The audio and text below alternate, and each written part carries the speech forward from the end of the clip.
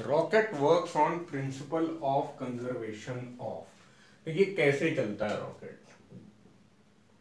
पीछे से गैस छोड़ता जाता है, अपना मास कम करता जाता है और आगे की तरफ बढ़ता जाता है। एक्शन रिएक्शन टाइप का कुछ काम होता है, लेकिन यहाँ पे एक्शन रिएक्शन जैसा कुछ दिया नहीं हुआ। रॉकेट का मास m है और गैसेस का मास छोटा m है, तो कुछ ऐसा m1 v1 मोमेंटम इस डायरेक्शन में और गैसेस का मास m2 v2 momentum.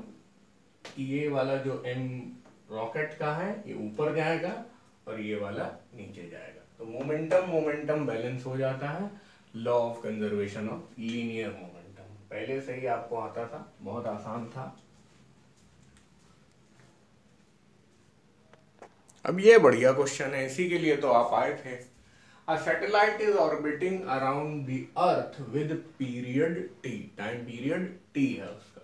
If the Earth suddenly shrinks to half its radius without changing mass, the new period of revolution of the satellite is। ठीक है, पूरी फोटो बना ली। अब देखिए ये कह रहा है सडनली, तो सडनली का बड़ा सिग्निफिकेंस है, यानी कि हमारा जो सैटेलाइट था वो वहीं का वहीं रहा, लेकिन अर्थ एकदम से उसका मन किया और छोटी हो गई। तो अर्थ का रेडियस अगर r अर्थ था तो वो r/2 हो गया। ठीक है, r अर्थ/2 हो गया।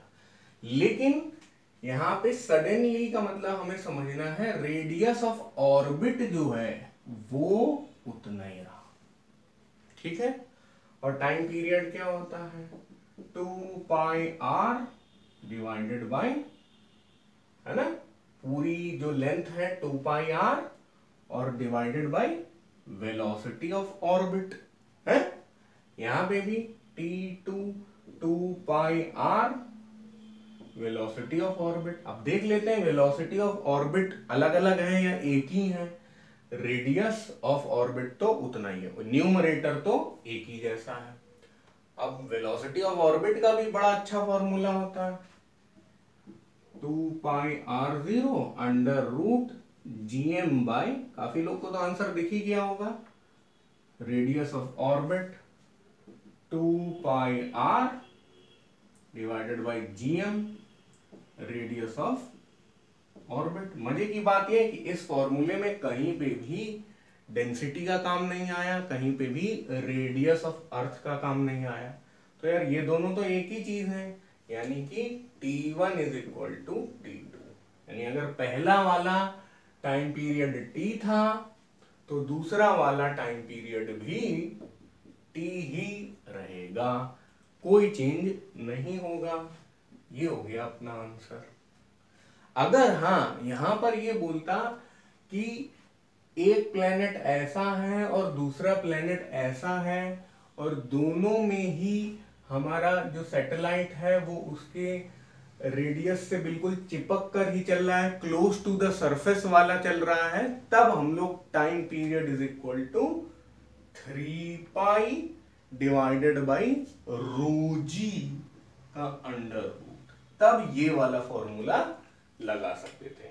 अब इस क्वेश्चन में अगर आप ये वाला फॉर्मूला लगा के करेंगे तो आपका कोई ऑप्शन ही नहीं मैच करेगा। ठीक है, तो काफी बच्चे ये शिकायत कर रहे थे कि सर इस वाले से तो आ ही नहीं रहा है। तो ये फॉर्मूला तब वैलिड है जब सडनली ना हो, दो अलग अलग प्लेनेट हैं जिनका मास सेम है, उनका रेडियस अलग अलग है, डेंसिटी अलग अलग होगी, तो उनके दो अलग अलग सैटेलाइट कैसे टाइम पीरियड में चलेंगे वो इससे गवर्न होगा। लेकिन ये वाले सवाल में और ज्यादा आसान है कि सिंपल बेसिक से ही हम लोग कर ही ले रहे हैं, और ये कंक्लूड किया हमने कि भाई एक ही टाइम पीरियड आएगा।